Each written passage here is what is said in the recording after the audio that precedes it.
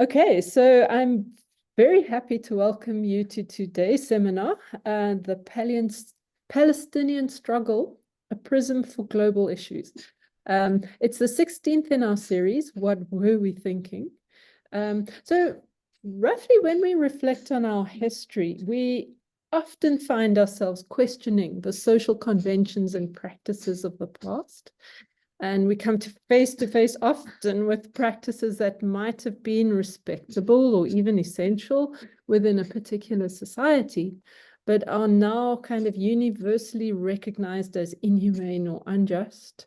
And then we echo this question posed by ethicist Kwame Anthony Appiah. What were we thinking? How did we do that for all those years? So Appiah makes this really interesting observation that our shift away from a particular practice doesn't have to do with practicalities or fashions or even kind of rationally articulated moral or ethical ideals. And instead, he attributes it to an emotional shift where we no longer associate the practice with recognition and respect, but with shame. So in the seminar, our speaker, Dr. Marthie Momberg, argues that we should understand the cracks in the Zionist Israel in these terms. And she explores what this means for Israel and for the Palestinians and actually for the international community at large. I think this is an enormous task, but Dr. Momberg is a seasoned scholar and an advocate who's dedicated years to kind of monitoring human rights violations in Israel, Palestine. She's had a lot of very deeply profound experiences, I think, which led to her doctoral research on transnational activism and also award-winning postdoctoral work at Stellenbosch University and at Nelson Mandela University. And her book, which emerged from this wealth of research, 21 Voices, Why the Palestinian Struggle is a Global Matter, was recently shortlisted for the prestigious Andrew Murray Beyersnoddir Prize for Theology. As an active member of several kind of national and international bodies, she's frequently interviewed by the media all over the world. So, Marthie, welcome. It's really good to see you, and I'm very much looking forward to your presentation. And I'll hand over to you now. Thanks so much, Andrea, and thanks to everyone who is joining us today. Yeah, I'll have a talk, and then hopefully we have an hour. So most of the time we can actually spend on questions and discussions, if that is fine.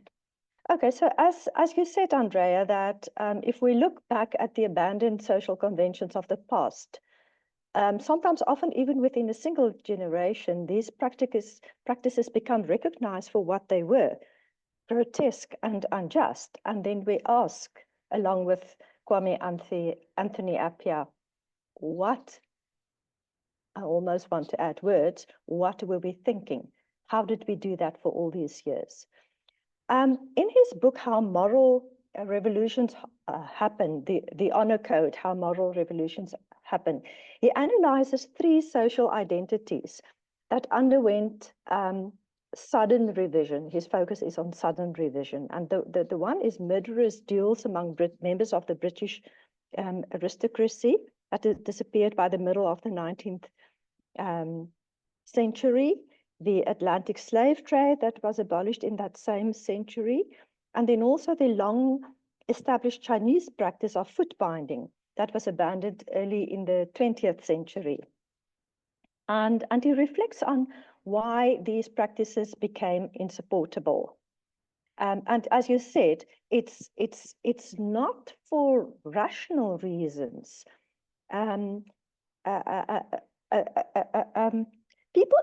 People in a society share, all of us share an honor code. And we do so because of the demands on social identity, where one thinks one fit in, how does one to the society. And then one expects others to do the same for the sake of social cohesion, also for recognition and respect. So this is typically, the United States, for instance, likes to project an honor code of human rights. It doesn't mean that they practice it, but they want to project that code. We are still very confused in South Africa in terms of social cohesion. We have various identities, various people who are identified with different honor codes. But the point is that within such a society, or in such communal practices, those who are deemed to not meet the standards are actually shamed. So the effect of that is that you don't fit in, and that you are on your own, or you are not part of the group.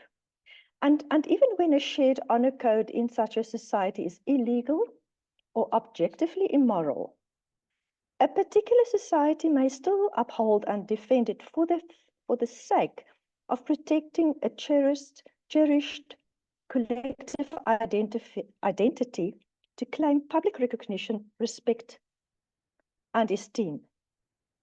So in other words, this confers honor on dubious grounds if such a identity or honor code is immoral or illegal.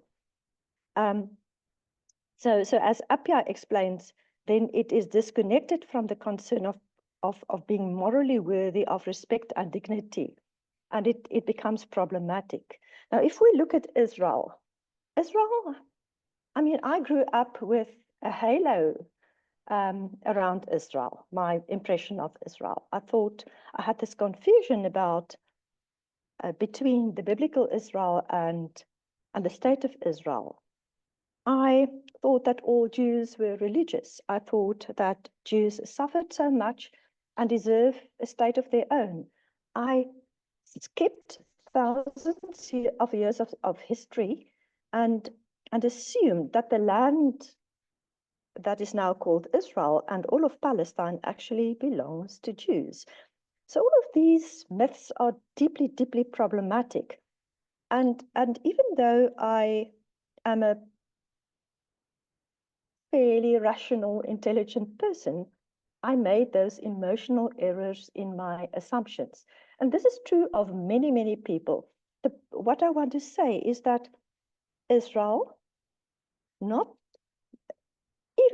though it has been the state and the way it came into being in 1948, it was hailed by the rest of the world since 48 and before as a righteous state, a state that honestly pursue peace, an innocent state, an underdog, and someone that deserves our loyalty.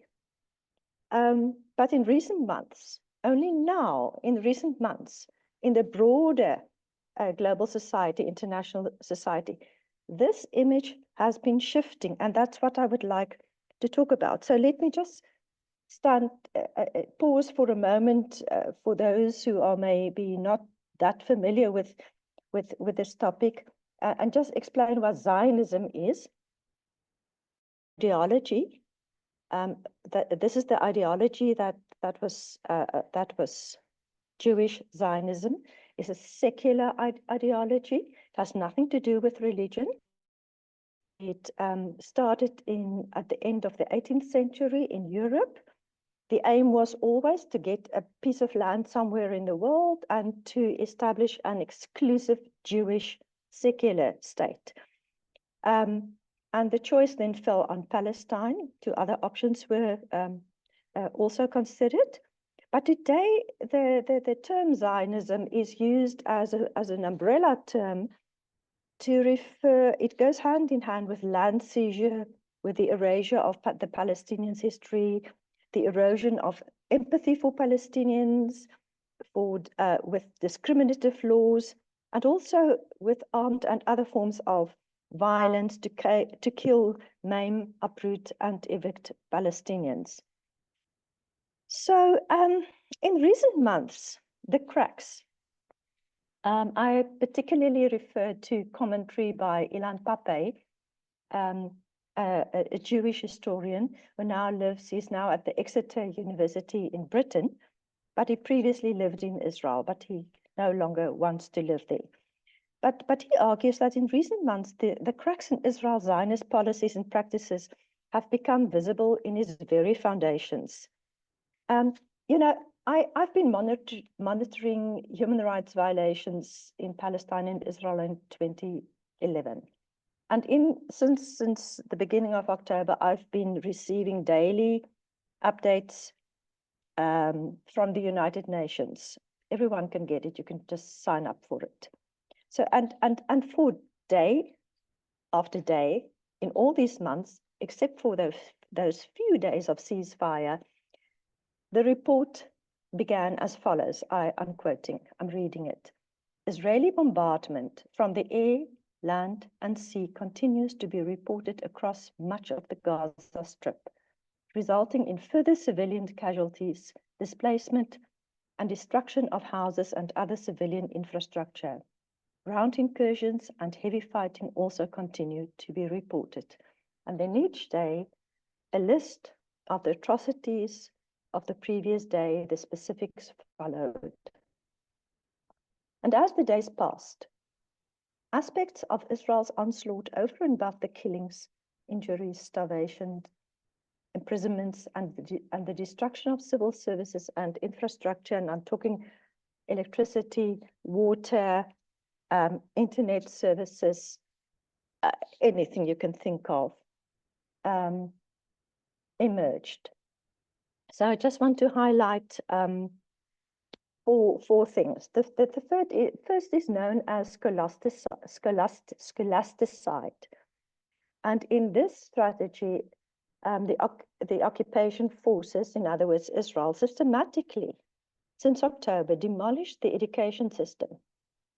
They bombed schools, all the universities in Gaza, along with archives, libraries, printing presses, and killing thousands of intellectuals, academics, educators, administrators, and students. In a second strategy, something one can call reproductive genocide, that entails the eradication of current and future generations by targeting and the mass murder of women, children, and babies. In a third approach, something one can call ecocide, the entirety of the soil, groundwater, sea and air in Gaza was contaminated, polluted, and turned into toxic wastelands, and hazard-filled zones of debris and unexploded ordnance. Now, I've seen this when I was in the West Bank, that Israel has been draining and damaging Palestine's natural assets since 1948. But since October last year, the damage to Gaza's ecosystems and biodiversity has become widespread, long-term, and severe. The fourth thing that I want to highlight is that we talk about Gaza and we see it on our screens every day. But there's also havoc in the West Bank and in East Jerusalem. The hundreds of thousands of Jewish settlers, almost 750,000 of them, all living illegally on Palestinian land, or in contravention of international law.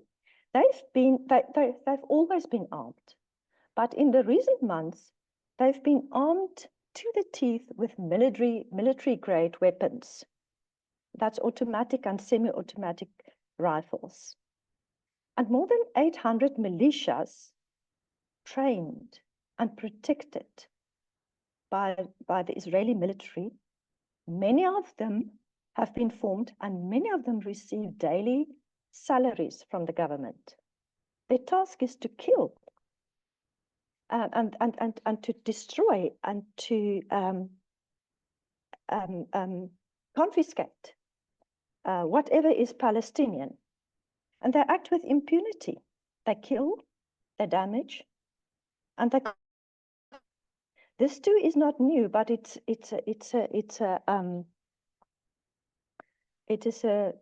a more focused. The genocide the lawlessness there does not receive the attention in the media, but it's happening there too. So the international, what does it mean for the international society? Why is it a global matter?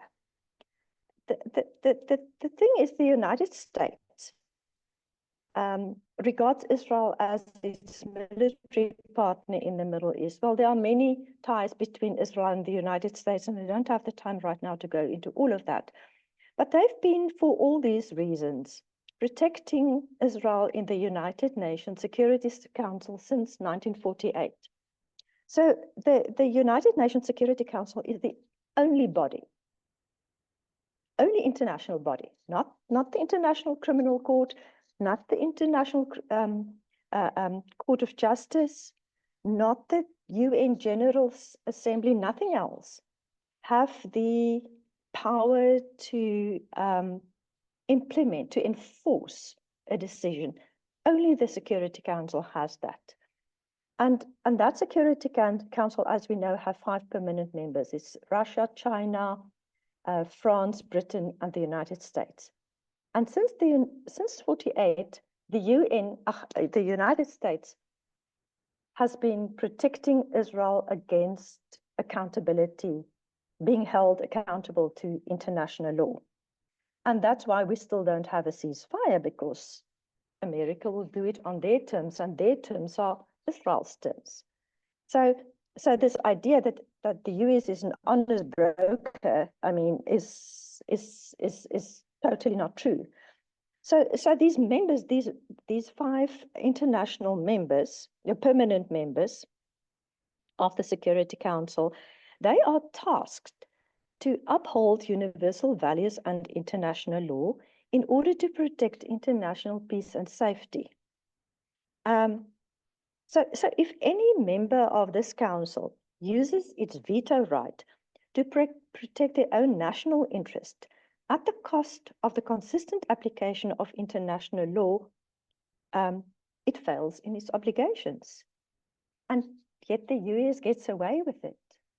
So this has serious international implications, because if such selective application of universal values and international law by any country, and especially by a permanent member of the UN Security Council, cannot be called to order, the implication is that no structure in the world can protect a marginalized group against systemic state violence. That's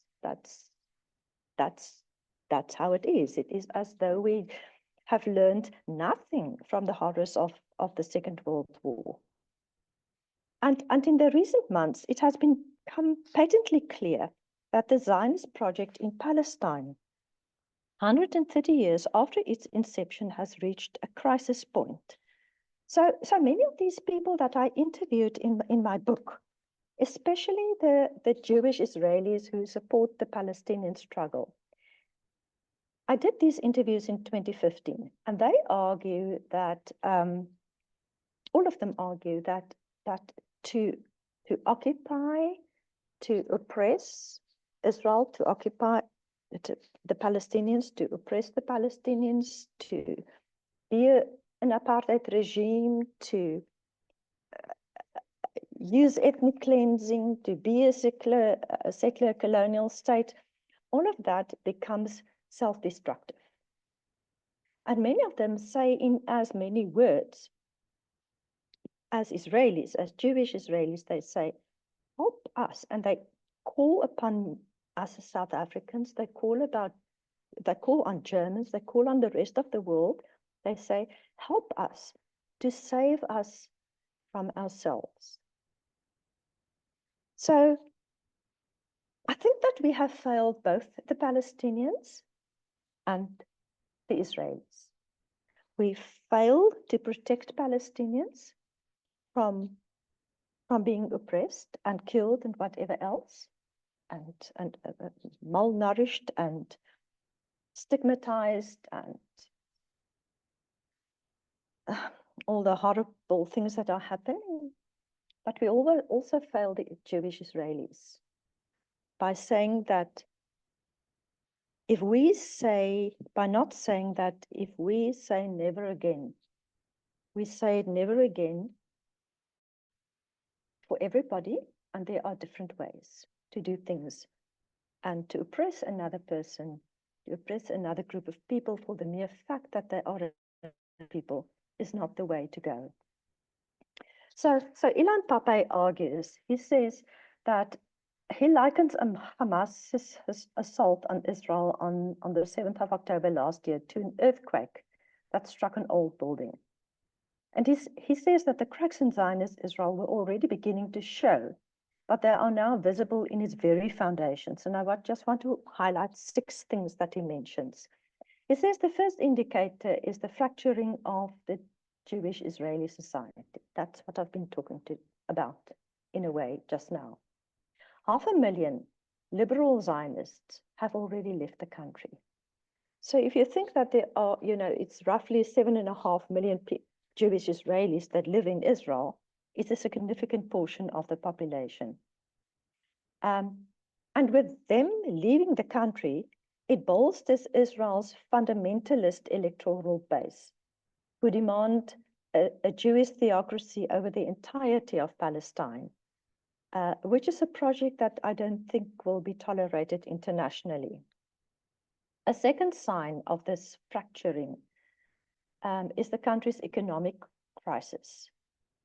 There's the financial burden of war that has caused a significant slump in the economy, but also the financial elite, those who stayed in the country, moved their capital outside the state. And thirdly, the finance minister is generally regarded as incompetent because other than giving money to the settlers, he's not doing much. Then the third point that Pape highlights is that the country is increasingly becoming isolated, especially after the International Court of Justice and the International Criminal Court ruled this year that Israel may be committing genocide and that its leaders should be arrested for war crimes.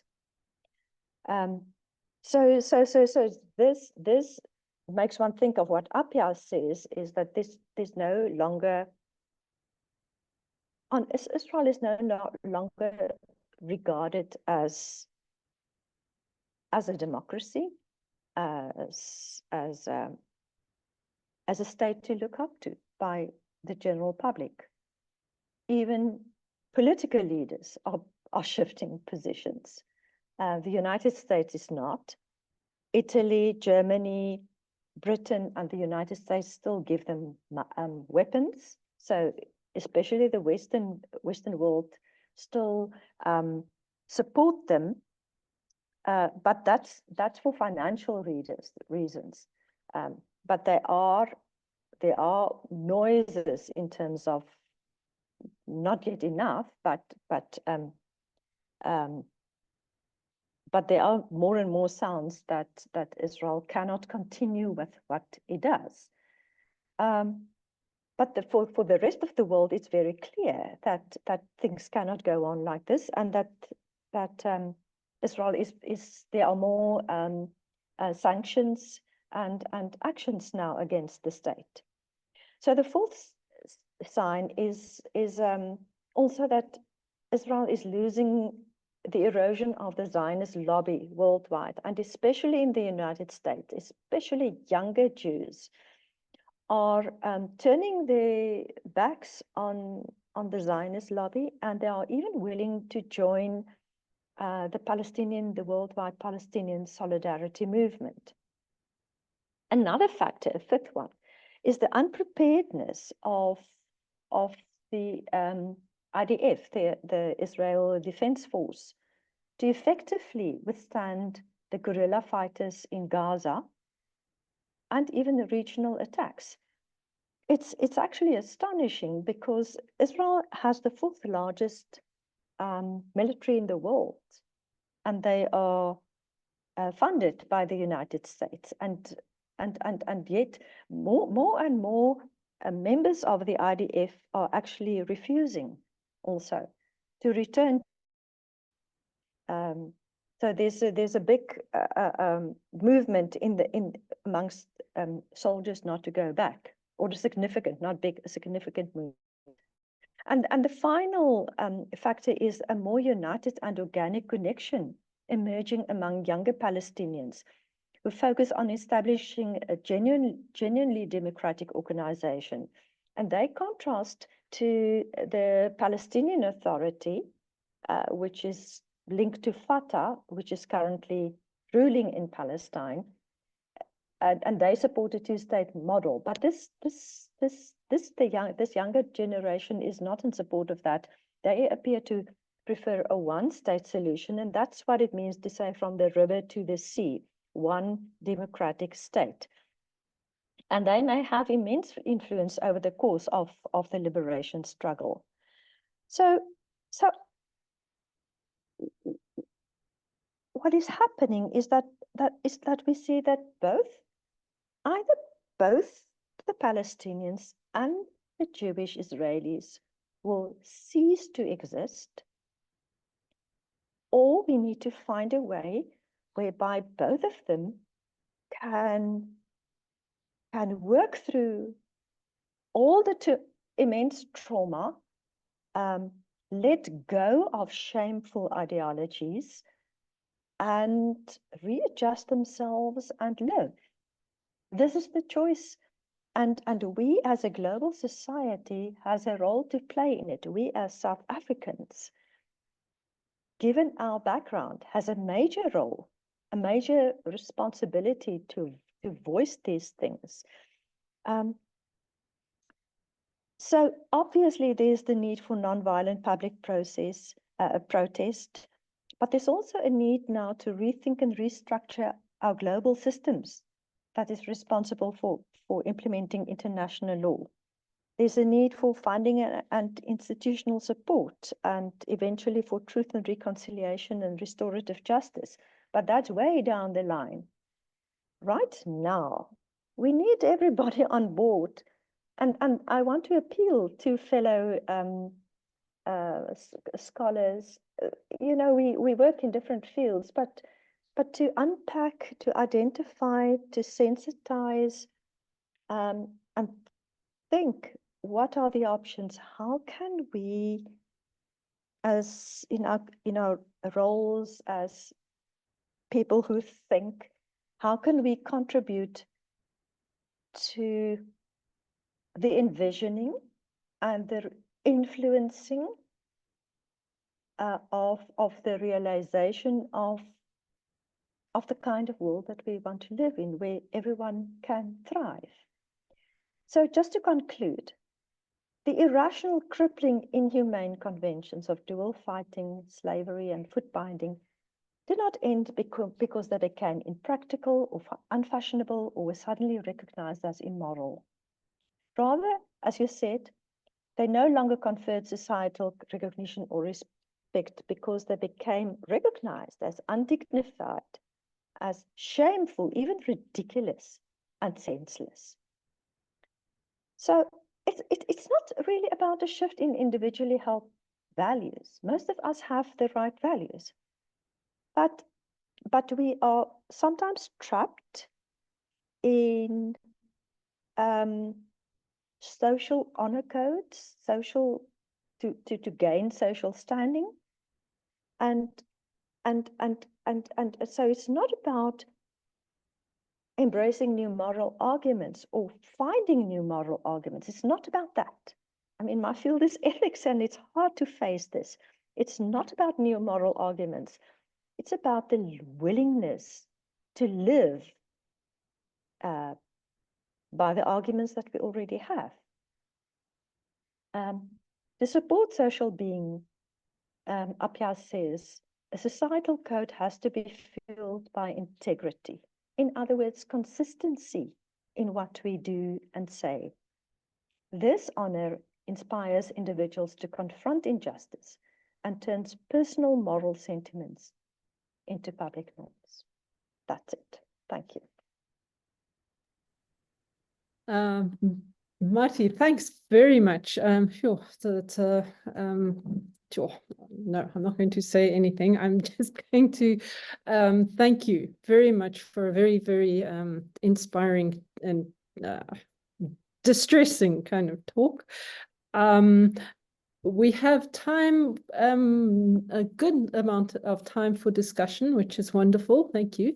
So if you would like to sort of join the conversation, just raise your hand, use the raise your hand function, and we'll kind of negotiate that as we go along. So while people are gathering their thoughts, I want to jump in quickly and kind of return to something that that seems very striking about this. There's something you said, and that is that we haven't learned anything from World War II. It seems like we haven't learned anything from, and it's that feeling that back to this question, what were we thinking? And we look at the past and we are shocked and horrified by what happened in the past. And yet for some reason, we don't seem to learn from it. We seem to remember the bitter things about the past and hold those resentments and perpetuate those kinds of resentments. But we don't seem to be able to look at the past for lessons that we can apply now to the future. So that question, what were we thinking, is actually for me quite uncomfortable. So I mean, that's not really a question that I'm asking you. It's a big topic, but I'm kind of interested in your comments on that. Yeah. Andrea, you know, when I worked in the West Bank, I mean, when I left here, I was a middle-aged white Afrikaans woman who did nothing, and I'm still all of that, nothing to end apartheid in my country. And I knew of all the myths that people in my circles have around Israel. And it wasn't a rational decision. It was something that urged me to speak up. And I knew that I would lose friends. I did. Fellow academics asked to be removed from my list. I think it's not about what we think. It's about the desire to face yourself in the mirror and to live with yourself. And I think the word integrity here is very, you know, when I interviewed these activists from South Africa and Israel, that's one of the key concepts that I learned from them, is that it is about not compromising who I think I am. So it's because then you don't fit. For me, it was about facing the fact that I'm not going to fit, no longer going to fit into my society. I had to step out of it. What I did not know is how enriching it is and how I found other like-minded people. And if I can only be able to communicate that and say to people, come into these circles, you know, and step forward and let your voice be heard. But the thing is, I mean, our political leaders are not going to do this because they need to protect their powers. Our church leaders are not going to do this. No leader is going to do this. And that is what makes this thing so very tricky. It needs to be bottom up. That's the conclusion that I come to. Ordinary people, wherever we work, who stick out our necks and say something. And it's very daunting because we're talking about global structures, but that's where it has seems to me where it has to start, and we have to put pressure on our politicians and whatever business and religion, whatever forums we have, universities. Okay. Yeah, thanks. Yes, that also brings up something to mind just quickly, and that is in our next seminar when we have another cafe conversation with Emma, that pull between structure and agency, I think, is going to be very much a topic of that conversation. So we'll definitely continue this conversation further on next week. I see there are lots of hands popping up. And I think it was Gary, and then Riku, and then Emma. We'll go in that order, and then take more questions after that as we come along. So Gary? Hi, Andrea. Sorry, I can't get my camera to work. I wanted to ask Marthie, in terms of herself personally, I mean, she came from a very Afrikaans background with very set myths around Israel. When did that change for you? What was there sort of tipping point, a threshold that changed your view on Israel? Yeah, Gary, I do describe a bit of that in my book. By the way, it's nice to hear your voice again. There were several factors that played a role and that convinced me that I had to find out for myself, and that's why I applied to the World Council of Churches, because they have a program in place whereby you can act as an ecumenical accompanier, and you get training to monitor human rights violations, and you report it, and the United Nations and Save the Children and other bodies use this work. And so it was about midpoint through the 3 months that I worked in the West Bank, where after a week of that I witnessed demolitions of every kind of thing that you can imagine: roads, animal structures, hospitals, houses, schools, everything, just for the sake of Israel demolishing it. That I realized, I asked myself, I was writing a blog that evening. I was sharing a house with four other people, internationals, and they were already asleep. And I was asking myself, with these images of the cat and Hyundai bulldozers in my head, and 32 photos that I took, how do we make sense of it? And I wrote it out for myself. We cannot make sense of it.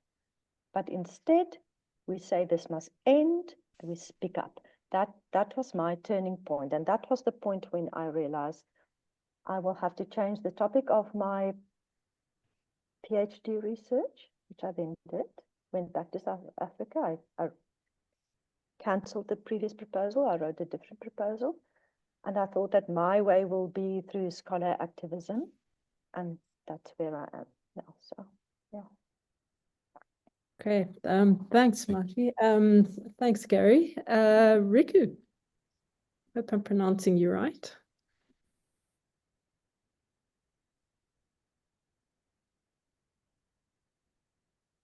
Riku, are you there? Would you like to speak to your question? I think you wrote something on chat.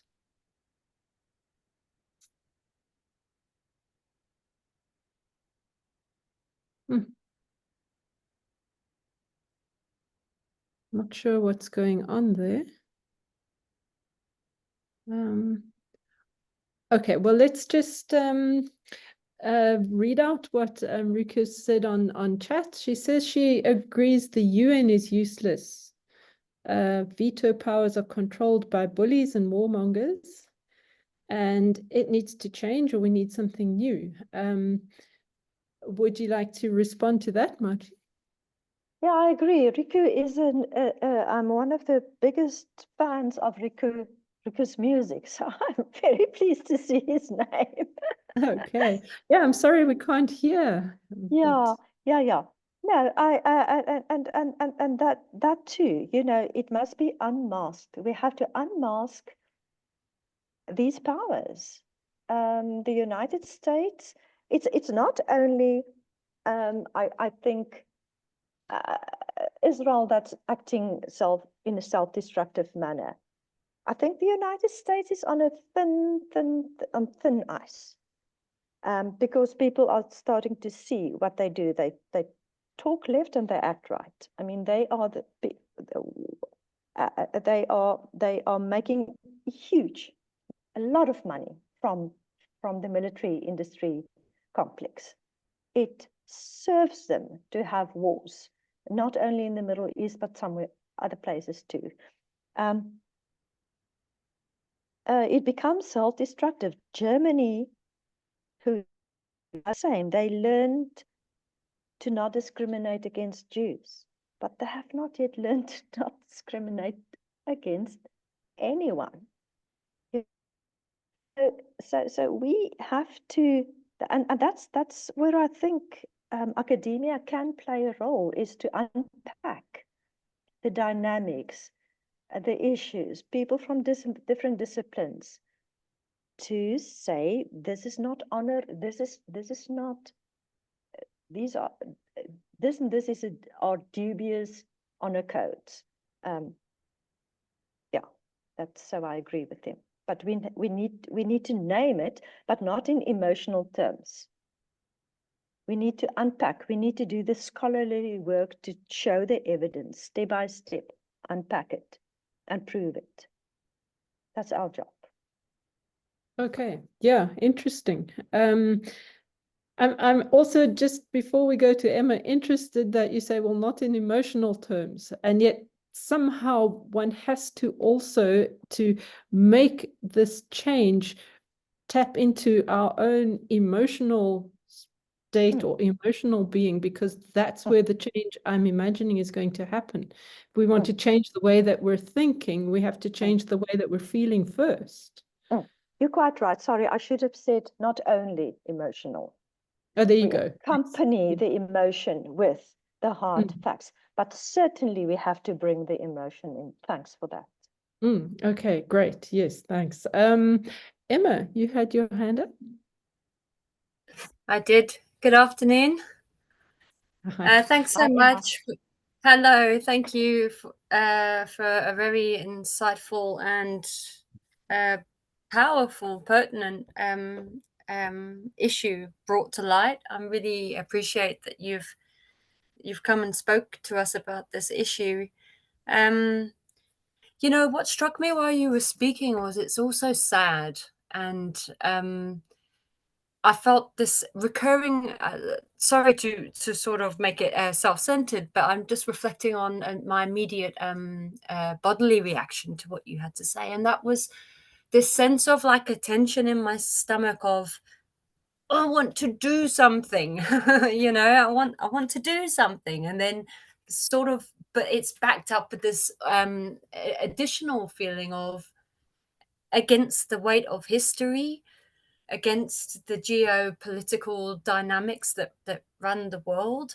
So there's a very strong sort of rub there between caring and a desire to respond, and a sense of complete futility at the same time. And I'm very interested in that dynamic, because I feel like that's where the potential is for turning away, and that's where we mustn't. So I don't have a comment on the issue at hand in the greater schemes, but I most certainly have deep gratitude to you for bringing to the table, bringing to the discussion very important things that are difficult to talk about and face and get across to people. And I can sense that it's probably a very challenging topic to be raising with people as well. So it's just a thank you from me, really. May I respond? Please. I think you raise a very, very pertinent point. And I mean, I also went through those feelings. I don't think anyone can make a difference. I certainly cannot make a difference. But if I work with others and do my small bit, all of us together can make a difference. And I mean, I've been dedicating myself now for many years. I'm now on a task group of the World Council of Churches, for instance, you know, but not everyone, you have your own interests, you have your own responsibilities, but you can sit at the table. You can speak to friends. You can do what you can do. And that's all you are supposed to do, is to do what you can do, because you are also responsible for other things. But do what you can do. That's all. We are, I learned that also from the people whom I interviewed, that you have only 24 hours in a day and only 7 days in a week. So you have to manage yourself to not, you know, none of us can do it all, but we can all do what we, the bits, the small bits that we can. So that's it. That's how I Good see advice. Thank you. Ian, I see you have your hand up. Yeah, that's my alter ego. I'm Riku. I'm struggling with my internet. I want to say thank you, Marthie. I've been following, I think Marthie is the loudest voice when it comes to this matters. I've read your paper on it. I don't know where you published it, but I remember that first of all, I agreed with everything you said, but second of all, you opened up my eyes because you actually went there. This is horrific. And I think there is a situation where our history, cultural history, has clumped a lot of people into a group into thinking that God wants them to be on Israel's side. So there's a lot of dogma that we need to chisel away from people's minds at the moment. But we have the added problem that the voices, the anti-Israeli voices, are being muted to an extent, even by the left. I really love the Vrije Weekblad and all those guys, but they will not go far enough for me to actually get the point across that we are basically allowing murder to happen on a great scale, and genocide and the starvation. We're not even thinking about that yet, because the first message is not coming through.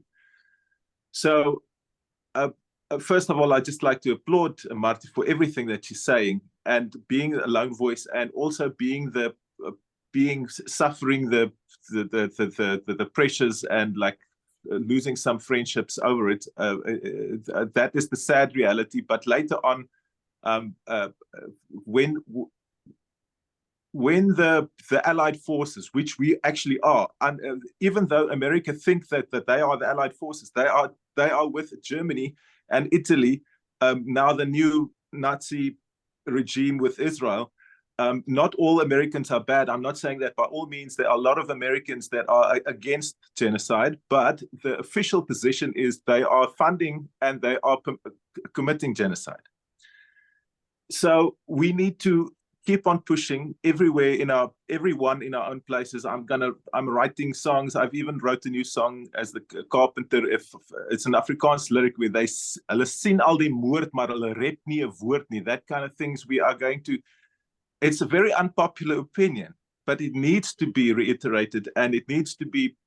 If there's in any way that I can help amplify this to people a little bit by little bit by little bit, I think it needs to happen. But we're fighting a couple of battles. The dogma of like God is on Israel's side is so big in South Africa, and we need to say, listen, guys, no. The politics and God, we need to separate them. The issue with the UN is a disgusting, useless. Riku, I'm sorry to interrupt you, but we've got a whole lot of people dying to jump in and chat. Okay, so cool. I've written a couple of stories, and I would like to, if there's a platform that I can send them to you, just in amplification of what we really need to do as a human race. We need to get rid of a situation where the warmongers are in control of world peace. That is as simple as it gets. It's America and Russia and China they are, and Britain, they are the biggest bullies in the world, and they control the veto power to peace. And that is our problem in this world. That is the only problem as I see it. It's not Israel. Israel is a symptom of American problem. Of a bigger problem, yes. Yeah. Thanks for that. Marthie, do you have a quick response to that before we go on to Alex and Nina and Gary? Yeah, Rico, maybe let's connect on or Ian on Facebook, and let's see what we can work out. Okay. Okay, Will you cool. contact me? Yes. I will. Please, Right. if I can have your contact details, yeah. Okay. My email is just momberg@san.ac.za, but I think we are connected on Facebook. I think so. Okay. I will find you. And Okay. I loved your paper. Thank you. Sorry for the long No, rant. that's fine. It's passionate and we completely sympathize. I just think that we're gonna, I have to be the time devil. Yeah. Okay, so thanks very much for your contribution. It's all passionate and important. So Gary, if you don't mind, I'm going to let Nina go before you. I think she sort of was, she had her, at least her, what do you call it?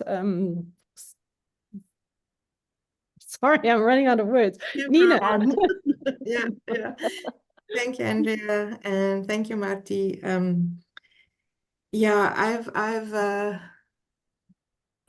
I guess just thank you so much for your talk, for your very brave presence and observations in Palestine. I am particularly gutted by Stellenbosch University's position, as stated very publicly in April, where the Senate voted against a solidarity stance for Gaza. And really the resolution was clear, uncontroversial, a call for a ceasefire, condemn the destruction of the education sector, express our concern and opposition to curtailing academic freedom. It was related to who we are. It was related to being a university, a place of learning, a place for development, and to express our solidarity with academic colleagues.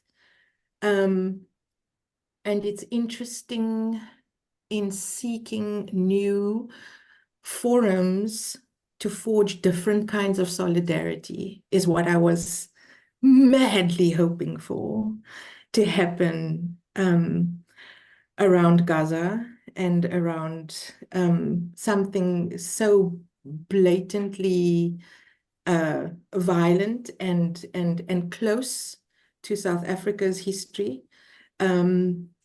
And then one encounters such deep resistance to taking a stand and being courageous and maybe facing one's own reckoning, an incomplete reckoning with one's own history and past, but I'm just really struck by public institutions like ours, and I'll say ours, Marthie, because, who refuse. And it's really painful. And I besides for open letters to the Senate, rallying one's colleagues, you call for bottom-up mobilization and solidarity building. And so, but yeah, I just find it so gutting that our university couldn't pass one resolution. Yeah, and it wasn't exactly by like a very slim margin, it was substantial enough to show a divide. Yeah. No, it's a shame. And I mean, this university was also complicit in apartheid in our country. Mm. So here we go again.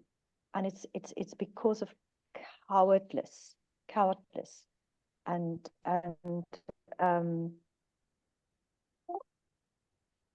being cowards, actually. Sorry, my words were not correct. So yeah, and the students wanted to protest on Friday, and they approached the leadership of the university last week. The leadership, the executive team, said they're not going to engage with the students. This is who we are.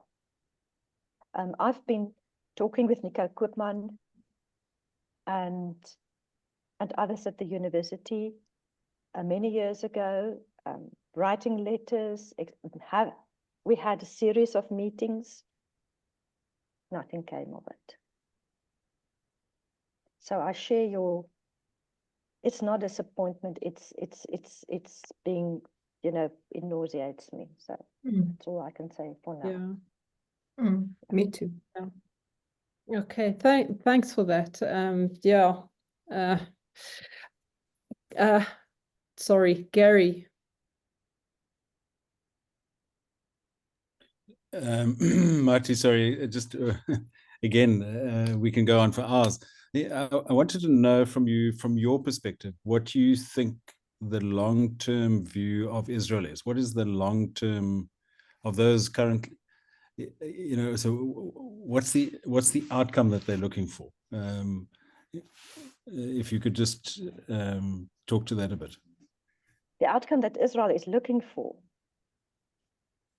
Well, Zionist Israel, as I said, actually is the fundamentalist electoral base wants a theocracy over everything that is currently Israel and Palestine.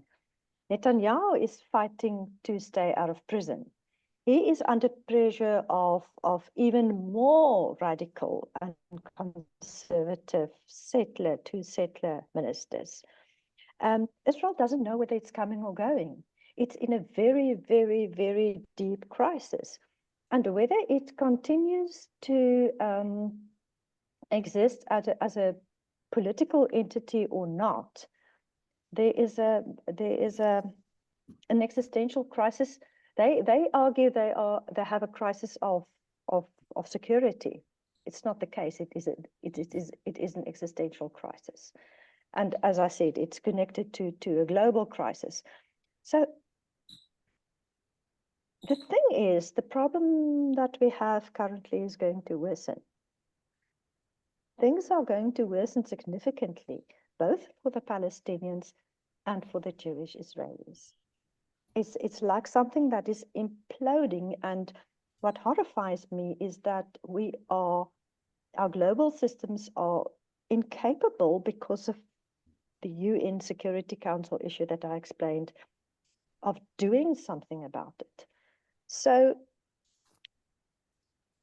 it's very difficult to say where it is going. Israel wants, at heart, a one-state solution where Israel rules everything and there are as few Palestinians as possible. That's what Israel has always been wanting since 1948. That is the Zionist dream. But the tide is turning, and I do not know what this means for Jews in the world. Not only for Jewish Israelis, but for Jews in the world.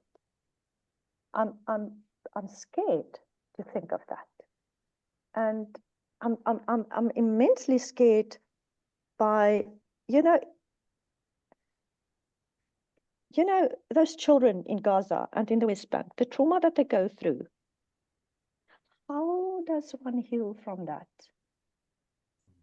How does a society heal? I do not know, Gary. And that's why I do what I can to stop it as soon as possible. But as soon as possible is a ridiculous are ridiculous words. So this is we are facing something that cut right through all of us. You know, this is the point where I get very emotional and I say, I don't know. Yeah. Marthie, I'm sorry to pressurize you with one more question, and that is from Alex. And I think we'll have to end with that, but I'd love to get Alex, I'd love to give him a word too. So Alex? Firstly, just say thank you so much, Marthie. yeah, it's a somber discussion that we're having. And I can't possibly respond to everything I'd like to respond to in what you said. But I sort of wanted to know if Kwame is speaking about, if he is speaking about it, the necessity of shame, or shaming discourse as a way to, I suppose, change the tides. I'm critical of shame being an edifying moral emotion, although I think that there's a very worthy role of remorse, and I just was wondering if you could comment on the two, because I see remorse as being part of a passage of an encouraging discourse rather than a shaming one. But yeah, I would really appreciate your thoughts. Yeah, I think yeah, Gary, you highlight a very important point. I think the system must be shamed. The system, not the people. The people, there must be safe spaces for people, because I'm one of the people who changed. And I was held, and I am held by struggle veterans, my colleagues, who created safe spaces for me to say I'm sorry and that I want to live differently. So it is the system. Thanks for highlighting this point. It is the system that must be shown as disgraceful and totally not aligned with what we as a global international society want. But the people, so this line of thinking counters the idea of having an enemy and of revenge and of hate. And it nourishes ideas such as remorse, healing, facing the trauma, finding a way forward. This is, I mean, you're saying this is a very dark conversation, but this is, now I've been working through my manuscript again, and I'm going to issue a revised version, updated revised version of this first edition. But whenever I read through those, so I worked very close, you know, intensely again with these 21 interviews. They nourish me, they inspire me, they open up positive energy in me. And this is part of this new network that I became when you know, I lost friends, but I became part of a new national, but also global network of people who have generous spirits and say, but there is a way forward, and let's start with it now. Not wait, dream, start. Marthie, thank you. I think we have to end on that note. It's perfect. I very much like the idea of shaming a system, but allowing people to function within a kind of elevating discourse of remorse and living again and making new connections, making new friends, and working together somehow to change all of the very distressing things that are happening all over the world. Yeah, so thank you very, very much for a very inspiring and touching, I suppose. I don't dare say that as a philosopher, but it is a talk that grabs you in an emotional way too, and I'm actually pleased about that, and I want to thank you very much for that. So with that, I think we really must end, and we will hopefully see you all next week. Emma is going to lead another cafe conversation around these kinds of issues about how how we think about these kinds of things, about the future, about the past. What were we thinking? What are we going to think? How do we think? And is thinking even the thing we need to do? So thank you very much for your input. And I hope that all of you will join us next week to carry on this conversation. Okay, so thanks so much. Thanks for the opportunity and for everyone who participated. I too found it very enriching. Thanks.